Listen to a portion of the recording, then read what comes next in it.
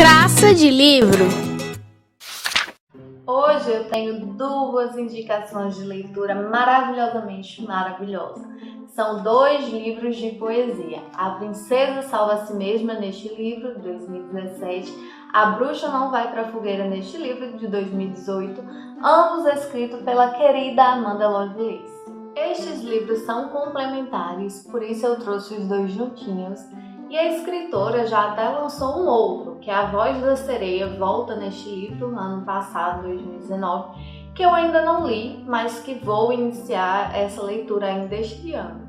E uma coisa que eu achei assim, muito massa, muito top, foi a criatividade no título dos 2 livros e também do terceiro livro. Eu achei assim, sensacional. E esses 2 livros tem na biblioteca do SEMAS, caso você tenha interesse, quando as aulas voltarem.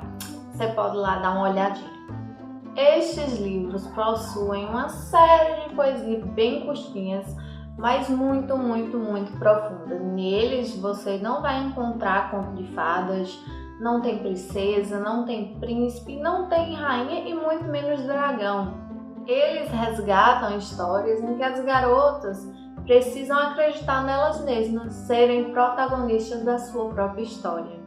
A Princesa Salva a Si Mesma, neste livro, é sobre resiliência, sobre a possibilidade da gente construir nossos próprios finais felizes.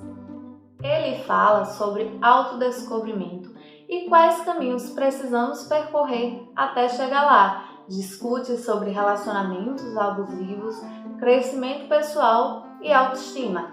Ele é um livro extremamente necessário e ele é dividido em 4 partes: a princesa, a donzela, a rainha e você. O segundo livro faz uma alusão às mulheres que historicamente foram queimadas em fogueiras sob a acusação de serem bruxas. Por isso o nome do livro, A Bruxa Não Vai Pra Fogueira, neste livro.